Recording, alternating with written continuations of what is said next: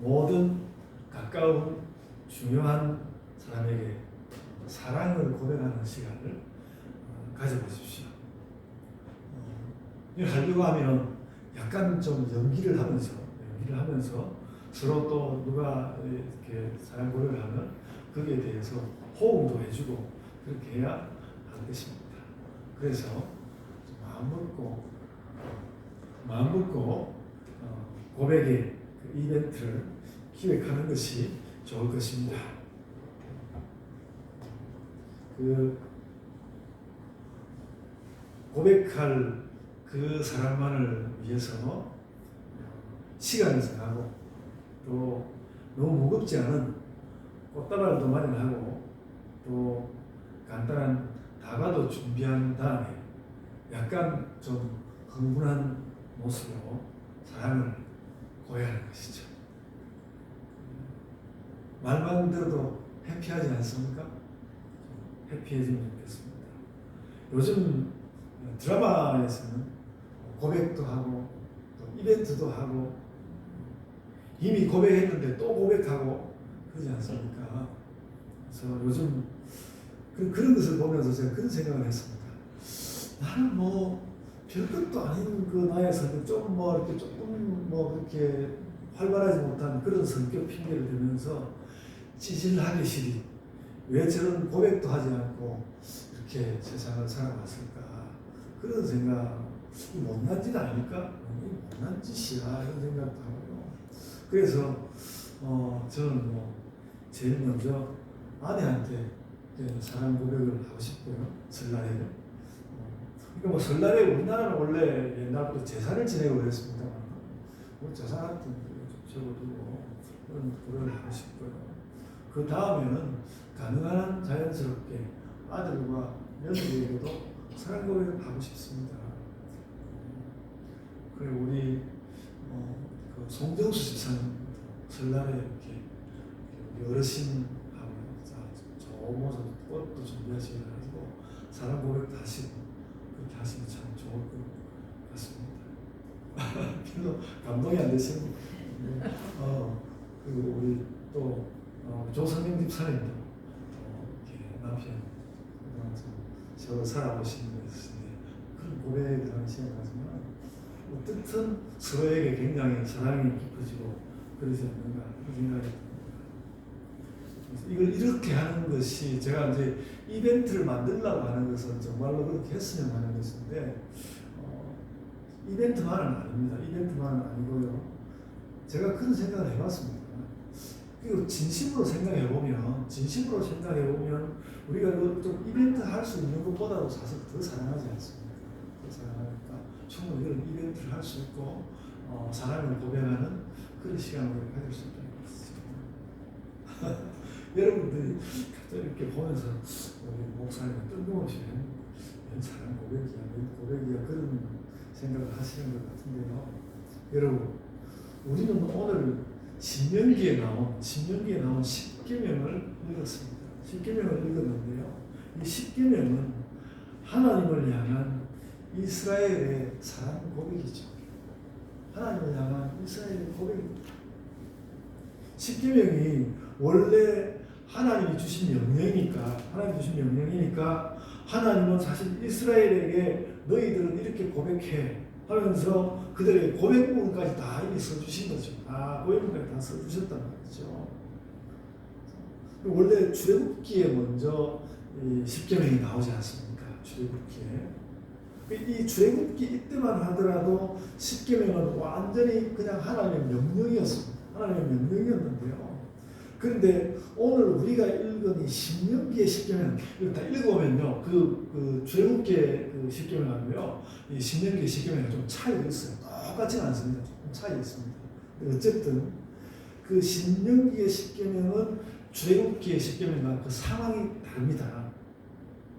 출애굽기의 10계명을 받고 이제 다시 이스라엘이 요단강을 건너가기 전에 모세가 얼마간 그 이스라엘 사람들과 머물면서 요단강 동쪽 벳볼 맞은편 골짜기에서 다시 10계명을 확인하기까지 이스라엘은 근 40년 세월 동안 바로 이 십계명을 계속 되새겨 왔습니다.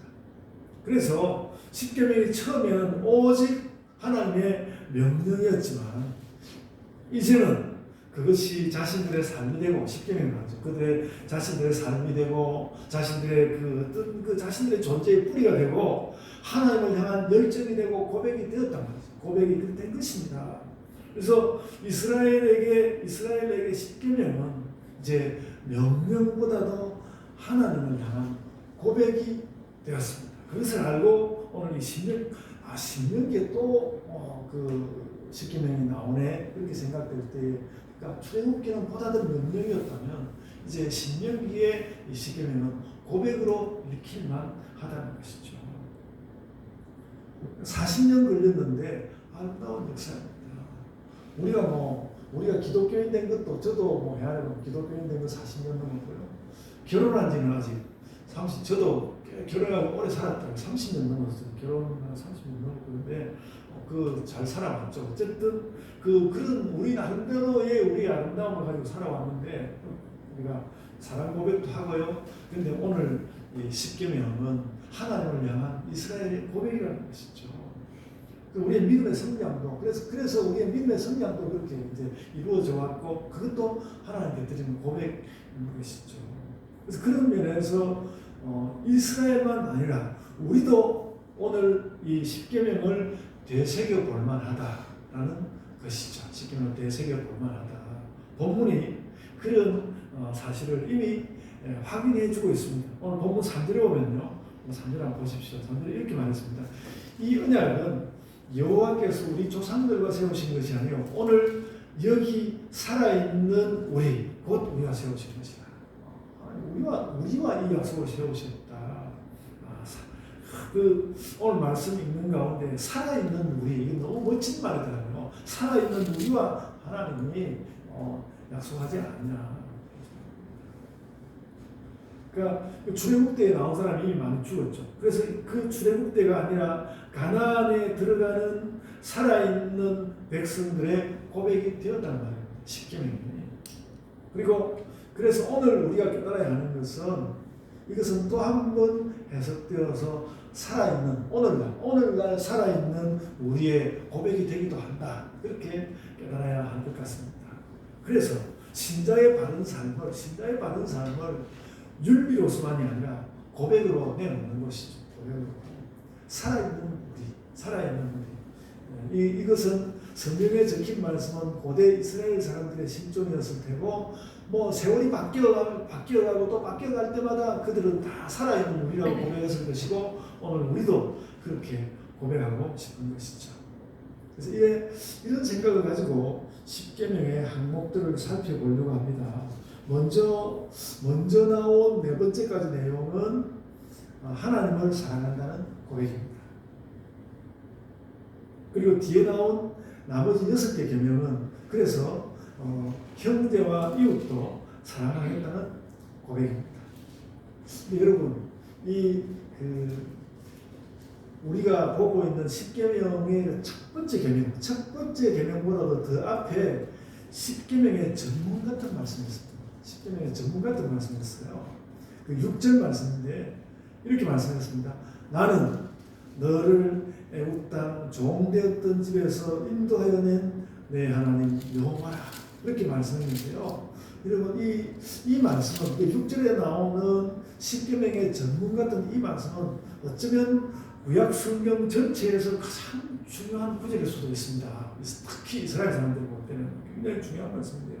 그래서 이 말씀은 하나님은 누구시며, 그래서 또 우리는 누구이며, 언약은 왜 있는 것이고, 또 성경은 왜 있는지, 역사는 어떻게 흘러가고 있는지, 그런 것에 대한 상당한 답을 주는 말씀으로서 거기에 있습니다. 6절 말씀에. 그래서 여러분, 유대인들은 말입니다. 유대인들은 이 6절 이 말씀을 대단히 중요하게 생각해서 6절 이 구절을 중시해서 이것을 제1계명으로 받았습니다. 이것을 제1계명, 우리하고는 좀 다르죠, 그러니까 좀 달라요. 제1계명으로 이걸 받았고요. 그리고 난 다음에 나오는 그 7절로부터 10절에 있는 첫째, 둘째 계명을 합쳐서 그걸 둘째 계명으로 삼았습니다. 유대인들은 그렇게 했어요. 그러니까 그 앞에 전문 내용을 굉장히 중요하게 읽는 거죠. 다른 신을 그래서 다른 신을 두지 말라는 명령과 우상숭배 문제를 하나로 보는 거죠. 유대인들은 그렇게 보았습니다. 그래서 전체는 다시 이제 10개의 계명을 맞춰지는 것이죠. 그래서 원래 성경에는 우리 이제 이게 출애굽기도 그렇고 신명기도 그렇고 이렇게 첫째, 둘째 그런 말이 안 붙어 있기 때문에 이 10계명 해야 하는 것이 유대교 다르고요. 가톨릭 다르고 우리 개신교하고 가톨릭도 좀 다릅니다. 루터파 교회는 가톨릭하고 같고요. 우리하고 좀 다릅니다. 약간의 차이인데 조금씩 다릅니다. 어쨌든 상식으로 알아두시고요. 그런데 우리가 보기에도 말하자면 좀 다른 거 있는데 우리가 보기에도 그 유대인들이 중요하게 여겨서 10계명의 첫째로 삼는 이 짧은 전문은 매우 중요해 보인다는 것이죠. 그 중요성을 기억하자. 히브리인들은 애굽의 노예들이었는데 하나님께서 그들을 자유인이 되도록 인도한 거란 말이죠. 너희 고백에 들어있어야 된다. 우리에게도 그런 하나님은 너무 좋아 보이지 않습니까? 여러분, 살아보니까 세상이 위험하지 않습니까? 세상이 얼마나 위험합니까? 위험합니다. 그래서 우리는 이 위험한 세상을 버티기 위해서 예수님이라는 사람을 우리가 썼거든요. 예수님께 도움을 받죠. 제가 어릴 때 제가 군대를 제대하고 난 뒤에 저희 아버지께서 하셨던 말씀이 기억이 나요. 네가 뭐 예수 믿는 거 내가 별로 그렇게 달갑지는 않지만 늘 네가 이게 심정이 여리고 그래가지고 걱정스러웠는데 네가 예수 믿고 마음이 든든해진 것 같아서 그거는 좋았다. 그런 말씀을 하시더라고요. 그랬습니다. 예수님께 우리가 와서 피하고 있죠. 물론 예수님은 우리가 생각도 못할 좋은 말씀을 더 많이 하셨지만 나는 어쨌든 예수께 피하기로 했어. 우리가 예수께 피해온 것 아닙니까? 이 사실 자체가 우리 삶의 역사에서 중요하고요. 이스라엘도 하나님의 10계명 아래로 하나님의 가르침 아래로 피해온 것이거든요. 여러분, 제가 요즘 프랑스 구조주의 철학자들 공부를 해보니까 특별히 프랑스 구조주의 철학자들 이 사람들 대부분 하나님을 안 믿는 눈물론자들이더라고요. 그들은 대체 왜 그럴까 그런 생각을 하면서 책도 읽고 그러고 있는데요. 어쨌든 그들과 달리 우리는 나를 위험에서 지키는 자 예수라는 사실이 굉장히 중요한 거죠. 중요한 것입니다. 이것이 내 믿음의 실존적 근거다. 그렇게 생각합니다. 또 이스라엘 사람들은 하나님의 말씀을 그렇게 생각했고요. 그래서 어쨌든 유대인들은 전문이라고 할 수 있는 저것을 첫째 계명이라고 하는구나. 이렇게 아주 중요하구나. 그 점 이렇게 지식으로 알고 있고요. 이제 우리 식대로 10계명 한번 살펴보려고 하는데 첫 번째에서 네 번째까지 하나님 사랑에 대해서 말씀하겠습니다. 우선 7절에 나온 첫 번째 계명에 대하여서 다른 사람들이 이렇고 저렇고 한다고 거북할 거 하나도 없습니다. 기독교 신은 왜 이렇게 남을 이렇게 용납을 못하는 거야? 질투한다는 게 또 무슨 말이야? 이런 이야기하는데 여러분 하나도 거북하게 생각할 게 없습니다. 그들은 왜냐하면 성경 전체를 모르니까 그렇습니다. 여러분, 나 외에 다른 신을 내게 두지 말라. 이스라엘 사람들에게 너무너무 당연한 말 아닙니까? 너무나 당연한 말입니다. 애굽에 여러 신들이 다스리는 그 애굽에서 종살이밖에 못하는 그 사람들을 이렇게 불러서 해방시켜서 살아갈 땅과 방도를 주시려고 하는 이 마당에 너희는 나 말고 다른 신을 섬겨도 돼. 그렇게 말하겠습니까? 그렇게 말할 이유가 없는 것이죠. 너무나 당연한 말씀입니다. 그래서 이것은 하나님의 명령이기도 했지만 이스라엘의 고백이기도 하고 그들의 정체성이었습니다. 너무나 당연한 말입니다.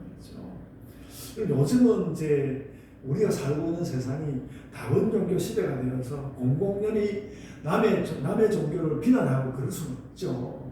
그렇지만 우리도 이스라엘 사람 못지않게 하나님께서 나를 사랑하신 내 삶의 역사가 있으니까 우리는 그걸 확인하면 되는 것이죠. 그래서 우리가 이렇게 다원 종교의 세계를 살아가는 이 세상 가운데서 우리가 다른 종교를 비난하는 것이 아니라 내가 믿는 하나님, 내가 믿는 예수님이 좋다고 사람들이 이야기하면 되는 거죠. 난 예수님이 좋아요. 그렇게 말하면 되는 것입니다. 그래서 너는 나 외에 다른 신을 내게 두지 말라. 출애굽기와 신명기에 보면 이 말씀 너무나 당연한 말씀입니다. 그래서 좀 전에 말씀드렸는데 9절에 나오는 하나님이 나는 질투하는 하나님이다 이렇게 말씀을 하고 있는데 그 말씀도 그런 뜻을 보면 됩니다. 하나님께서 그 백성을 불러내가지고 그들을 최선의 삶대로 지금 인도하려고 하고 있는데 다른 신이 끼어들어서 다른 것이 뭔가 끼어들어서 우상이 끼어들어서 그걸 망치려고 한다면 하나님이 그걸 그냥 놔두겠습니까? 질투하시죠.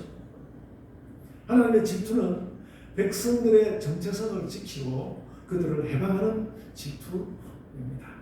그리고 또 11절에는 이제 세 번째 계명인데 하나님 이름을 막는 일이 있겠지 말라는 그 말도 같은 의미일 것입니다.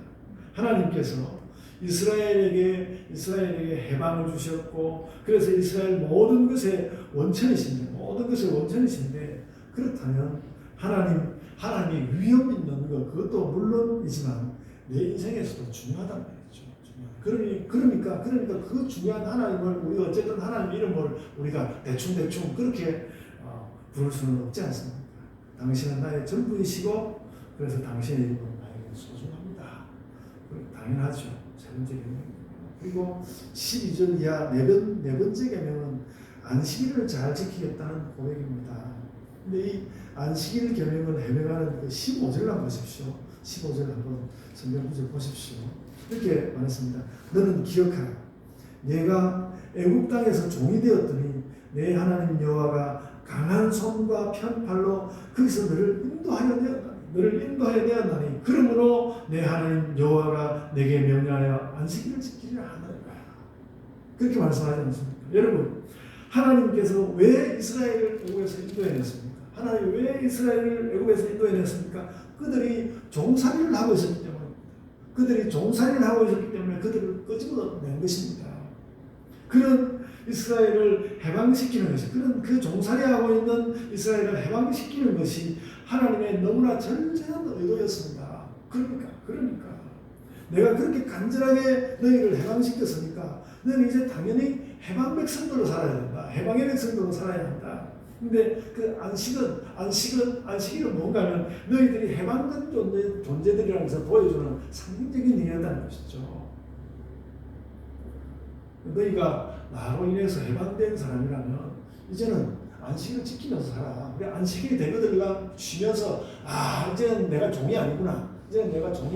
하나님께서 나를 자유하게 하셨구나. 그걸 확인하는 것이죠.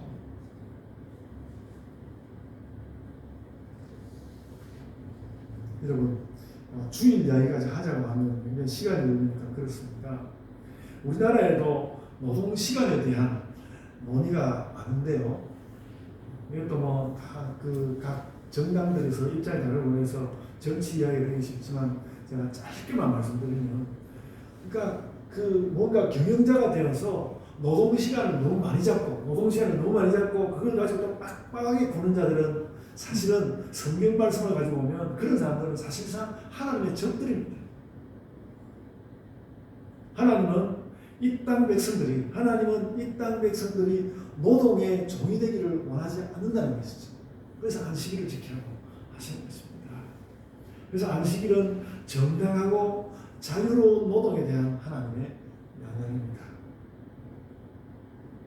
노동으로부터 자유를 누리면서 너희는 하나님을 생각하라. 그게 안식일의 뜻이죠. 우리는 주일날 그런 자유를 누려야 합니다. 이제 네 계명까지 말씀드렸고 다섯 번째 계명부터는 하나님을 믿는 신자가 세상에서 어떻게 살든지 말씀하고 있는데요. 무엇보다 하나님은 사람에게 생명을 주시지 않았습니까? 사람에게 생명을 주셨습니다. 그래서 16절 다섯째 계명에 부모를 공경하라 이렇게 말씀합니다. 부모를 공경하라. 부모는 이 땅에서 자녀에게 생명의 출발점입니다. 저도 제 아이를 알아봤을 때 제 품에서 시작하는 제 아이를 느낄 수 있었습니다. 부모는 이 땅에서 자녀에게 생명의 출발점입니다. 그래서 하나님 계명에서 그러니까 하나님에 관한 계명에서 사람에 관한 계명으로 딱 접어들 때 첫 계명이 이것입니다. 내 부모를 공경하라. 부모 자식이 함께 사는 현실은 괴로울 때도 있지만 그래도 부모와 자녀 사이에는 생명이라는 끈이 연결되어 있습니다. 그래서 끊을 수가 없는 것이죠. 부모와 자녀 사이에는 생명이라는 끈이 연결되어 있습니다. 그래서 일단 잊지 맙시다. 그래서 여러분 그 다음에 나오는 6번째 살인하지 말라는 이 6번째 계명은 그 중요한 생명을 해하지 말라는 반대편의 문제라고 생각합니다. 반대편의 문제.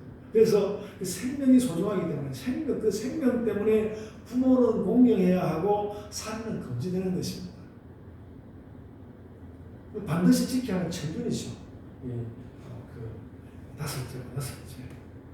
그렇게 십계명은 인간 행위의 원천으로서 어떤 인간이 행위를 해가는 그 원천으로서 하늘로부터 주어진 원천으로서 이 두 계명을 말씀하는 것입니다. 사람의 생명을 실제로 존중해라. 그러므로 부모는 공경하고 살인은 안 된다. 다섯째, 여섯째 계명을 말씀하고요. 그리고 나서요.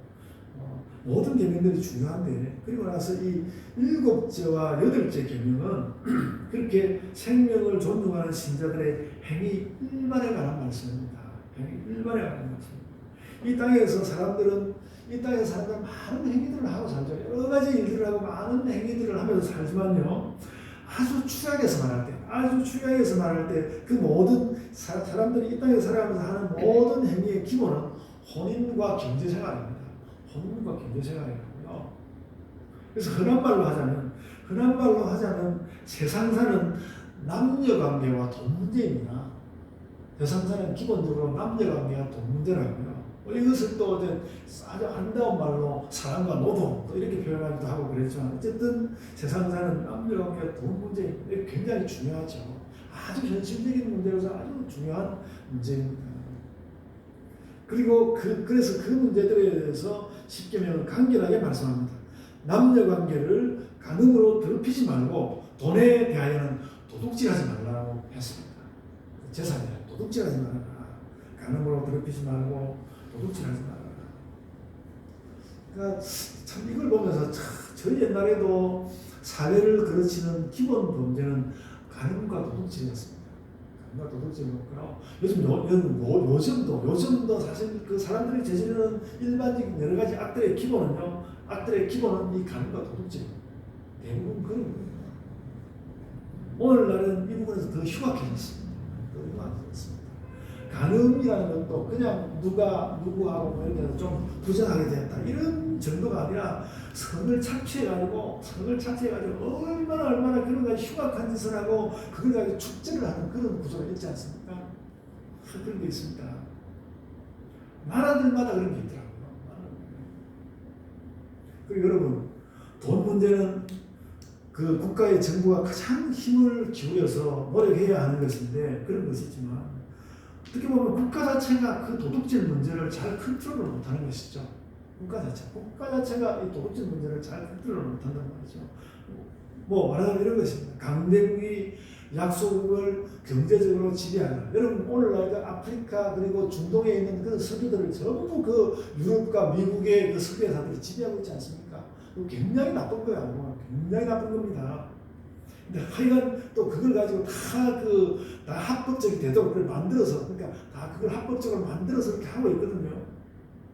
그렇게 불균형적인 이익을 취하고 있습니다. 그리고 여러분 나라 안에도 빈부차가 존재하고 가난 때문에 목숨을 잃는 사람이 있지 않습니까? 그런데 국가의 법이라는 것이 어떤가 하면 도대체 누가 도둑질을 했고 누가 도둑질을 당했는지 잘 알 수도 없게 그렇게 만들어놨어요. 잘 모르게 그렇게 만들어놓은 세상을 우리가 살고 있습니다. 여러분 우리 그 마르크스라는 사람이 우리 시대로부터 1000년 이전까지 해서 가장 영향을 끼친 그 사상가로 불리는 사람인데 그 마르크스가 이 문제를 고발한 거예요. 학계가 이러지 않냐 이 문제를 고발한 거예요. 그리고 오늘날에 와서 이 공공연한 국가까지도 나서서 도둑질하는 이 세상 가운데서 이 공공연한 도둑질의 무게를 줄이는 최후의 방법이 세금인데 늘 권력자와 부자들이 이렇게 서로 결탁해가지고 그걸 자기들 마음대로 정해버리지 않습니까? 그래서 그 미국의 신학자 라이놀트 니브가 인간 개개인은 도덕적인데 사회는 부도덕하다고, 인간은 도덕적인데 사회는 부도덕하다고 그렇게 이야기를 했습니다. 그래서 인간이 이렇게 서로가 서로에게 그냥 이렇게 남의 것을 좀 훔쳐온다 이런 정도 문제가 아니라 인간의 삶 전체가 도둑질로 물들어 있는 게 많다는 거예요. 그러니까 하나님께서 그 지적을 하셨죠. 그 이스라엘 사람들에게는 이 정도까지 생각은 못했을 텐데 그렇습니다. 그래서 인간이 이렇게 서로가 서로에게 도둑질을 하고 살면서 그러니까 제가 이 말씀을 정리하면서 그런 생각이 드는 거예요. 이 인간들이 너나 할 것 없이 다 이렇게 서로를 향해서 서로 도둑질하고 그렇게 살면서 입을 열면 하나님이 있느니 없느니 그런 말 하는 건 너무너무 참담하고 너무너무 외람된 짓이다. 그런 생각이 드는 거죠. 이것이 하나님의 법 10계명이니까 하나님의 법 10계명이 사람들의 행위에서 중심적으로 그말대로 한 것이 뭐였는가 하면 이 간음과 도둑질이었습니다. 간음과 도둑질을 하지 말아라. 인간의 행위는 그렇습니다. 그리고 20절에 나오는 9째 계명은 이웃에 대하여 거짓 증거하지 말라 이렇게 말하고 있는데요. 제가 이미 이제 간음과 도둑질에 관련된 범죄가 현대에 와서 교묘해졌다고 말씀드렸는데 이 교묘하다는 것이 뭔가 하면 그 속에 거짓말들이 스며들어 있다는 것입니다. 거짓이 똑똑하지 않은 사람은 알지도 못하게 거짓이 스며들어 있다는 거거든요. 그래서 사람들은 거짓으로 죄를 키우고 죄의 결과들을 몰래 감추어버립니다. 이것이 거짓의 문제인데 그런데 이 거짓은 인간 세계에 말로서 나타난다. 그래서 우리가 말에 대해서 주의해야 합니다. 그러니까 우리가 별것 아닌 거짓말이라도 거짓말을 안 하려고 노력하는 것이 그래서 의미 있다고 생각합니다. 왜냐하면 이 거짓이라는 것이 그냥 예사를 나도 모르는 사이에 여기저기에 거짓 스며들고 파고들고 그렇게 할 수 있다는 거예요. 사람의 말이라는 것이 원래 거짓을 담을 수가 있다는 거예요. 사람의 말은 원래 거짓을 담을 수가 있다. 그래서 오늘 이 말씀은 사실 그 9째 계명 이웃에 대하여 거짓 증거하지 말라는 이 말은 인간 언어에 대한 역사상 가장 부정적인 국면에 대한 고발입니다. 인간의 말을 가장 부정적으로 보고 고발하는 말씀이죠. 이웃에 대하여 거짓 증거하지 말라. 인간은 말로서 악을 감추고 키운다는 거죠. 하나님은 말씀으로 세계를 창조하셨는데 사람은 말로서 악을 키우고 감춘다. 이건 좀 어려운 말이 들는지 모르지만 저는 신학과 철학의 경쟁이 저는 여기 있다고 생각합니다.